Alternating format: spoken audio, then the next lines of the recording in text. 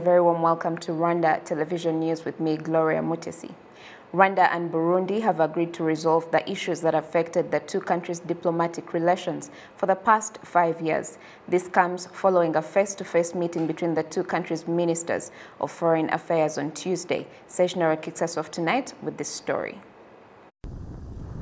The meeting took place at the Nemba border post between the two countries, and Rwanda's Minister of Foreign Affairs and International Cooperation expressed his satisfaction that the initiative had been taken to make the dialogue possible. On his part, the head of the Burundian delegation emphasized that only his country and Rwanda can find a solution to the problems that have affected relations between the two sister nations. Waje kugira tubereke yuko twifuza yuko imigenderanire yacu. We are here to show you that we want relations with our neighbor Rwanda to improve. Relations, were disturbed in 2015. Now the government of Burundi wants to rectify the situation so that we can live in harmony like before, as brothers and sisters. This is what I have told those who want to be mediators between Rwanda and Burundi, that we know each other well enough to resolve our own problems without the need for mediation. This is what we are doing now, and I want to once again thank you, and that is what I will say for now. As most of what we must discuss, we will do just us two. gushima mu ncamake byinshi turaza kubivugana muri cya gikorwa cy'abantu babiri. The two ministers did hold a closed-door meeting, and afterwards letters to both governments were exchanged. Dr. Vincent Biruta later briefly spoke about that meeting. As I mentioned earlier, this meeting was about creating a framework which can allow us to deal with those specific issues, be it the one you mentioned, be it any other issue between both countries. But we didn't touch specific issues, and these meetings between ministers of foreign affairs, the role is to create that conducive environment which can allow both countries to deal with any issue existing or which can arise anytime. So we have created that framework to be able to address these specific issues, including the one you raised. But it is not the only issue which has been existing between both countries. So today was about just creating that framework so that other sectors can meet and address these specific issues related to security or to any other sector. Other meetings are to take place between the two sides, with cabinet members of different portfolios expected to meet as well. The 2019-2020 report prepared by the Rwanda Governance Board indicates that security continues to dominate with 95%, with agriculture scoring 58.5%. When it comes to satisfaction ratings from the general public, RGB presented its report to Parliament on Tuesday, and it was noted that certain sectors that have been lagging behind when it comes to service delivery need to improve. The Rwanda Governance Board did tell the parliamentarians generally satisfaction ratings have been on the rise across the board as time passes, though they did admit that work still needs to be done to improve them further.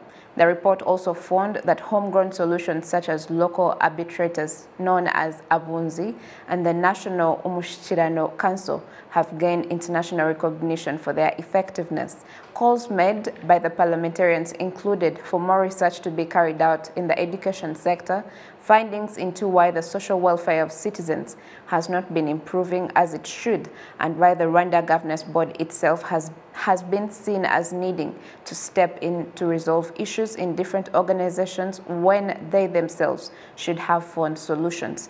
In response to the last issue, RGB's CEO explained that the board acts this way because it is legally obligated to do so when the need arises. In 2020 and 2021, the board will carry out research for its 8th governance scorecard, the country's early childhood development program, and promoting homegrown solutions. After 24 years since the Genocide Survivors Students Association was formed, those it took care of are grateful that this association was a foundation of a new life and rebuilding themselves, and thus look to the future without fear like other Rwandans. He was only 5 years when the 1994 genocide against the Tutsi took place, but by chance he survived. Currently, Jerome Iradukunda is a master's degree holder and a university lecturer.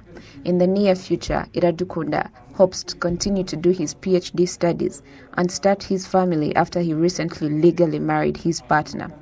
Because of the trauma left by the genocide, he never thought he would have achieved all this if it wasn't for this association. Hari ibikomere byo ku mutima n'ibikomere bigaragara ku mubiri, mfite inkovu mu mutwe yavuye kuri genocide kubera ARG. I have both physical and emotional scars. I have scars on my head from the genocide. AERG advocated for me and I got treatment. If I didn't get this treatment, I would never have continued with my studies. There were times when I didn't have rent and they would provide money for my rent and I would manage to continue with my studies.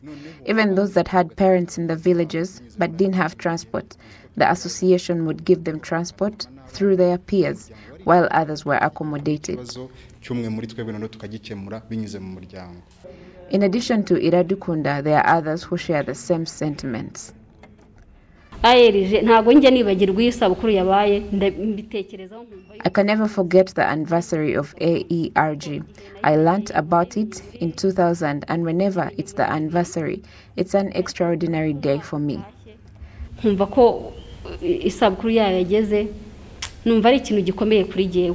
The steps taken by the students who survived the 1994 genocide against the Tutsi, united in the AERG community, are reinforced by Dr. Kabera Calixte, the Vice-Chancellor of the University of Tourism, Technology and Business Studies. Before you'd possibly identify them and say this person is a survivor, but now it's different because when they are together, performing dynamic activities, that even through them are able to lead others. Others have led student associations, and this has given hope. And today they are men and women of vision that work towards attaining it. Some of the students who survived the 1994 genocide against the Tutsi celebrate today without ignoring the fact that there are still those who deny the genocide in the name of politics, as explained by Muneza Emmanuel, the national coordinator of the association.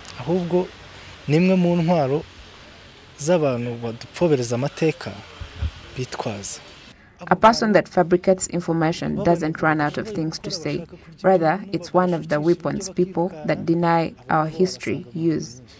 These are lazy people who want free things. They can be found among the survivors and likewise, and they spread false information. We know our country and where it has come from. We were given life. We were given a sense of direction, and we still are together to date. Someone that educates you and helps you and builds for the elderly. The Minister of Youth and Culture, Rosemary Mbabazi, also reminded the members of AERG and other youth in general that their country's hope is in them and will hold them to account in their short-term and long-term plans. This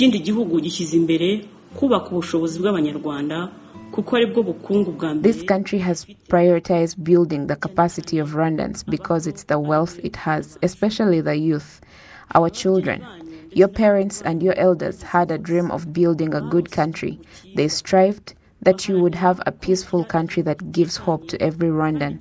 It's now mandatory that you take the country in your own hands today and in the future and protect it from anything that disrupts it.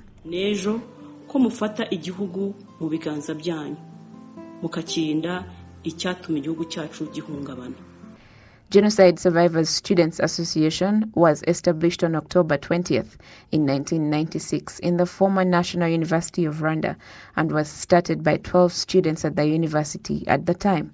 It's a community that currently has more than 30,000 members and has goals that include remembering and striving for a better life for its members. The 24th anniversary celebrations will last a week under the theme Youth at the Forefront of Patriotism. Prosecutors in Paul Rusesabagina's case have asked that his provincial detention be extended for another 30 days as investigations continue. The court's decision on the request made by prosecutors to extend the provisional detention is to be announced on Friday, the 23rd of this month of October. The accused was brought to court again on Tuesday by prosecutors as they requested for his provisional detention to be extended to give more time for key interviews to be conducted as part of the investigation. A Chichichiro court ordered the provisional detention on the 17th of September this year, a decision that was upheld by the Nyarugenge Intermediate Court on the 2nd of this month of October.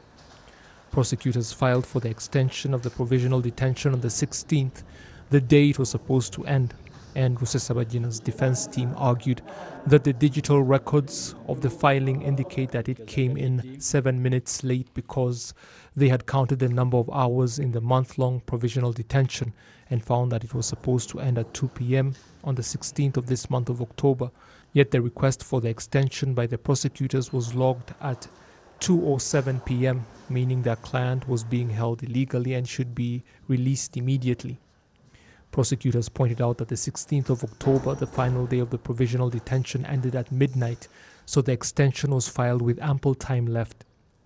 Provisional detentions in cases such as these can be extended for up to 6 months. Another issue to spark heated arguments was the defendant denying his Rwandan nationality, claiming to be Belgian, and therefore not the person the court says he is, something emphasized by his defense team. But prosecutors pointed out that he admitted to being the Paul Rusesabagina being accused when questioned by investigators, prosecutors, and on 2 separate occasions in court. The court's decision on the request made by the prosecutors to extend the provisional detention is to be announced on Friday, the 23rd of this month of October.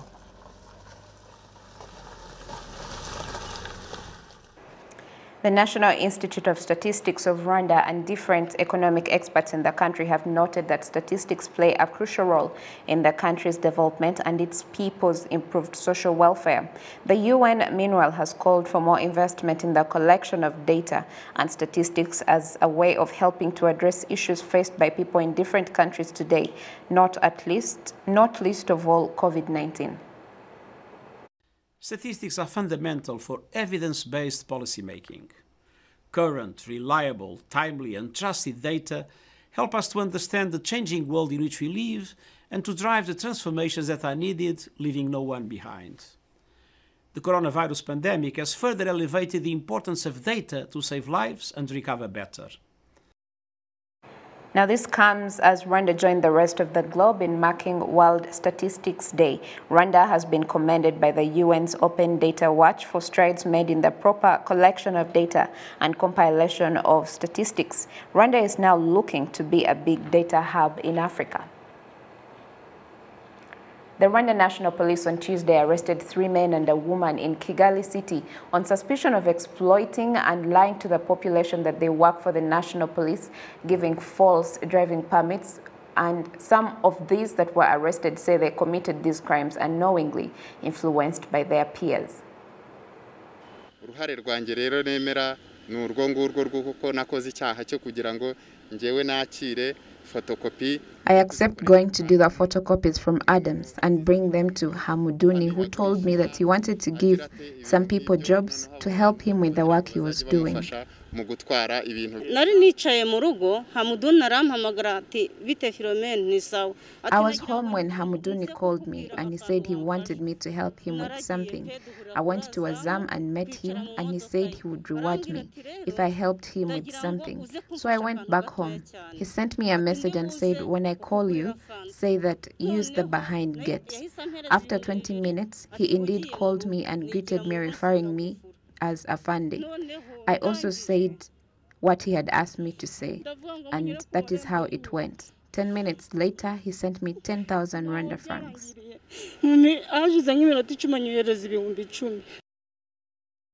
The Rwanda National Police spokesperson CP John Bosco Kabera says the way the messages permitting cars to move are given in a pretty clear way, and therefore no one should be deceived by an unknown person. Icyambere nuko hari abantu bashaka amaramuko cyangwa se bashaka ubuzima banyuze mu nzira zitarizo zitemewe. There are people who are seeking to make a living through dubious means. They exploited people and feigned to work for institutions they don't work for instance, issuing forged driving permits. There is no need to go to other people to get these services, yet you know very well where these services can be accessed. Anyone who doesn't have known offices looking for clients is lying to you. As the police, we do things in a straightforward and transparent way. These people are just painting a bad picture of the police. Urumva nugusiga ibara polisi y'u Rwanda nugusiga ibara abapolisi. The people that were arrested had so far issued up to 45 passes and forged other documents as well. These 4 will be charged with feigning to be who they are not, forgery and exploitation. And when found guilty, they'll be arrested between 5 and 7 years and fined between 5 and 7 million Rwanda francs. The Catholic Diocese of Cyangugu has asked young Catholics to ignore people with genocidal ideologies and instead strive to continue building the country. This was during discussions organized as part of the Unity and Reconciliation Month. Young people who participated in the discussions pointed out that some people, especially genocide perpetrators who were released after serving their time for the crimes they committed, have held on to such ideologies, and organizers of the initiative emphasized the need to teach the youth to resist such genocidal ideologies.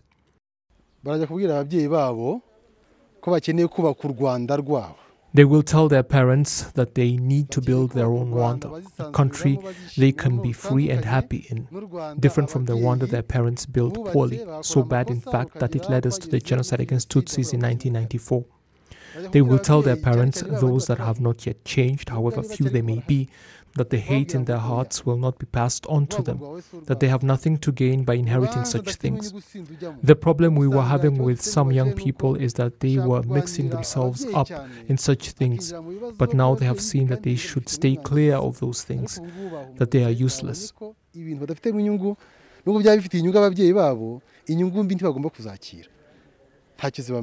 Many of the young participants were born after 1994 and did not experience the genocide against Tutsis, only hearing about it and reading its horrors in books. Local officials point out, however, that this cannot be an excuse to be led astray. You must learn to choose what is right, not the things your parent tells you if what they are saying is wrong. However, we urge parents to stop poisoning their children. The fact is, these young people did not experience the genocide against Tutsis, nor did they go through the divisionism that spanned from, say, 1959 to 1994. They therefore have a greater chance to grow up into good citizens that are useful to the country.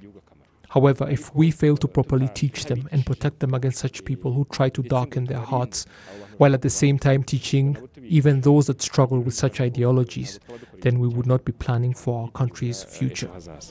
Every year, the Cyangugu Diocese organizes such discussions to promote unity and reconciliation, involving Catholic youths that also participate in initiatives to assist genocide survivors. 65% of the Catholics in the Cyangugu Diocese are youths. Thank you, Serge. To bring you up to speed with the latest figures from the Ministry of Health, Rwanda today recorded 4 new people that tested positive for the coronavirus among the 997 tests that were conducted today. No new recoveries were registered today. Active cases are 165. All the positive cases that were identified today are from Kigali. Thank you for your company tonight. Stay well and stay safe. Have a good night and a lovely rest of the week. God bless you and keep you. Until next time, I am Gloria Mutesi.